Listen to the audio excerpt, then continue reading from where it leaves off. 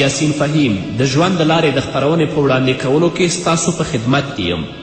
زموږ د نننۍ خپرونې موضوع دا ده چې حاضر کیدل او ناظر کیدل دا د الله رب العزت صفت دی.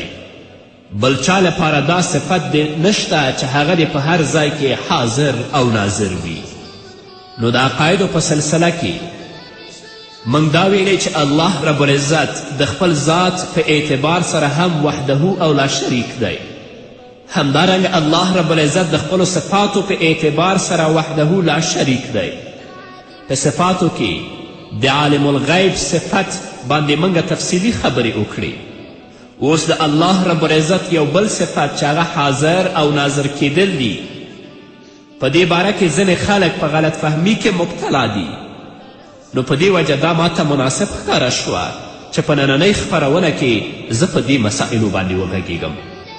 قدرمنو اوریدونکو، د مخصوصو صفاتو نه یو صفت حاضر کیدل او ناظر کیدل دی، یعنی هر وخت هر ځای کې موجود کیدل. په پوره کائناتو کې هیڅ یو ځای داسې نشته چې د شپې او ورځې په یو وخت کې هلته د الله رب العزت ذات موجود نه وي. الله رب العزت په خپل کلام کې په مختلفو ځایونو کې خپل دا صفات په مختلف انداز سره بیان کړی دی. لکه چې الله رب العزت فرمایي: ما یکون من نجوا ثلاثة الا هو رابعهم ولا خمسة الا هو سادسهم ولا ادنا من ذلك ولا اکثر الا هو معهم اینما کانوا. الله رب العزت فرمایي چې کله هم په یو پټ ځای کې مشورې لپاره 3 کسه سره کینی نو څلورم د هغو د الله ذات دی، او کله چې 5 کسه په یو ځای کې کینی نو شپږم د هغوی سره د الله ذات وي.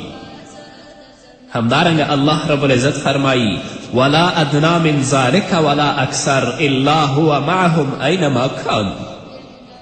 یعنی د 3 او 5 ذکر د مثال په طور فرمایلی. ګڼې د دې نه کم یا د دې نه زیات کله هم چیرته هم کینی نو د الله رب العزت ذات به هغوی سره موجود وي. همدارنګه الله رب العزت په صورت حدید کې فرمایي: وهو معکم اینما کنتم والله بما تعملون بصیر. تاسو چې چیرته هم یی هغه الله رب العزت به تاسو سره وي او ستاسو ټول اعمال به ویني. همدغه راز الله رب العزت په 2 سپاره کې په صورت بقره کې فرمایي: فاینما تولوا فثم وجه الله. تاسو چې کوم طرف ته هم مخ اړوئ هلته به د الله رب العزت ذات موجود وي. دغه شان نور هم ډیر آیتونه دي چې د هغې نه معلومیږي چې د الله رب العزت ذات هر وخت هر ځای کې موجود وي، او الله رب العزت خپل مخلوق ویني او د مخلوق هیڅ یو کار د الله رب العزت نه پټ او پناه کیدی نشي. نو قدرمنو اوریدونکو، د الله رب العزت د باقی صفاتو په شان دا صفت هم د هغه د ذات سره داسې خاص دی چې د کائناتو هیڅ یو فرد هم په دې کې شریک نه دی. د مخلوق په هیڅ یو فرد کې هم داسې صفت نه موندل کیږي چې هغه د په هر ځای کې حاضر او ناظر وي، نه په انبیاؤو کې، نه په اولیاؤو کې، نه په فرشتو کې، نه په جناتو او پیریانو کې. خو بعضې خلک چې د عقیدې له نګانه هغوی ضعیفه دي، عقیده یې فاسده ده، هغوی په دې غلط فهمي کې مبتلا دي چې اولیای کرام، انبیای کرام علیهم الصلاة والسلام هم د الله تعالی په شان حاضر او ناظر وي، هر ځای کې او هر وخت موجود وي. دا خو لا پرېږده چې په جماعتونو کې د هغو لپاره جاینماز او منزل لپاره ځای پرېږدي. خو قدرمنو په دې خبره باندې پوه شئ چې دا د شرک عقیده ده. زمونږ فقهاو په دې مسائلو باندې تصریح کړې ده چې کوم سړی د نکاح په وخت کې دا ووایي چې زما د نکاح ګواه، زما د نکاح شاهد الله تعالی او د هغه رسول دی، نو داسې ویونکی چې په دې مسئله باندې معتقد وي دا کافر دی، ځکه چې هغه د الله رسول هم د الله په شان د نکاح په مجلس کې حاضر او ناظر وګڼه. او حال دا چې حاضر او ناظر کیدل دا د الله صفت دی، د رسول صفت نه دی، نو دا څه معمولی مسئله نه ده، بلکې د ایمان او د کفر دارومدار په دې عقیدې باندې دی. نو قدرمنو اوریدونکو، د تفصیلاتو خو اوس وخت نشته په چې د نیم ساعت خپرونه کې زه تاسو ته تفصیل وکم چې د اولیاو کرامو انبیاو کرامو په باره کې په هر یو باندې بیل بیل بحث وکړم چې دوی حاضر او ناظر نشي کیدلی خو په مخکې خپرونو کې زه په دې باندې غږېدلی یم چې عالم الغیب صفت د الله دی نه انبیا کیدلی شي نه اولیا کیدلی شي نه جنیات کیدلی شي او نه ملائک کیدلی شي نو د چا نه چې د علم غیب صفت نفی کیږي نو د هغه نه به د حاضر او ناظر کیدلو صفت هم منفي وي خو زه به په مختصره بڼه د دواړو جهانو د سردار محمد رسول الله صلی الله علیه وسلم په باره کې خبره وکړم چې رسول الله د ټولو کمالاتو او د ټولو فضیلتونو باوجود هر ځای کې هر وخت موجود نه دی نو هر کله چې رسول الله هر ځای کې هر وخت موجود نه دی نو بیا بل څوک کیدی شي نو حاضر ناظر کیدل د الله تعالی خاص صفت دی د کائناتو هیڅ یو فرد په دې کې د الله سره شریک نشي کیدلی نه پیر کیدلی شي نه پیری کیدلی شي او نه زیارت او نه شهیدان چې تاسو یې راغواړئ د خپلو مددونو لپاره دا ټول شرکي عقیدې دي راشئ خپل ژوند د الله رب العزت د کلام په رڼا کې تیر کړو نو اوس قدرمن اوریدونکو تاسو دلایل واورئ او د الله رب العزت نه دا دعا وغواړئ چې الله تعالی موږ ټولو ته د دین صحیح پوهه را نصیب کړي او د شرکي عقیدو نه موږ وساتي اول دلیل په بخاري او مسلم دواړو کې دا واقعه موجوده ده چې کله رسول الله صلی الله علیه وسلم د معراج نه واپس راغی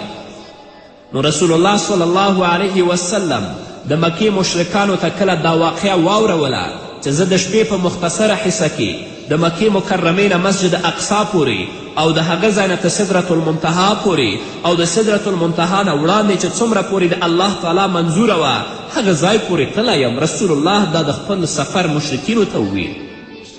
او دا یې هم ویلې چې ما په مسجد اقصا کې ټولو انبیا علیهم الصلاة وسلام ته مونځ ورکړه هغو ته مې امامت وکړ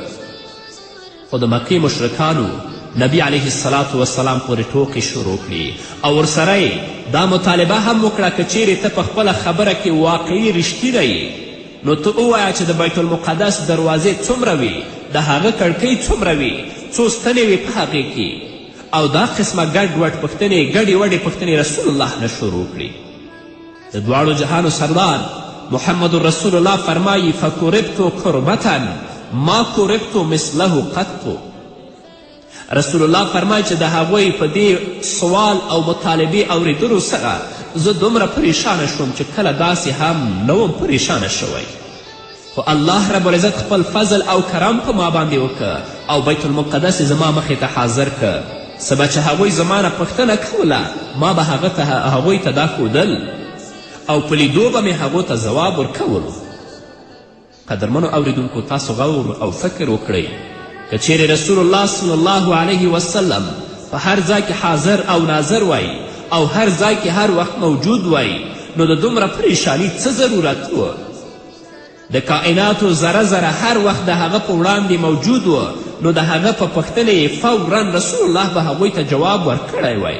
او حال ده چې رسول الله فرمایي فکربتو کربتا ما کربتو مثله قط نو قدرمنو اوریدونکو فکر وکړئ د معراج پوره واقعه په دې باندې ګواهي ورکوي چې رسول الله صلی الله علیه وسلم هر ځای کې هر وخت موجود نه دی که رسول الله صلی الله علیه وسلم هر وخت کې هر ځای موجود وای نو د مکې نه بیت المقدس ته د تللو څه مطلب ولې بیته هر کله چې د مخکې نه هر ځای کې موجود و نو بیا بیت المقدس ته د تللو څه مطلب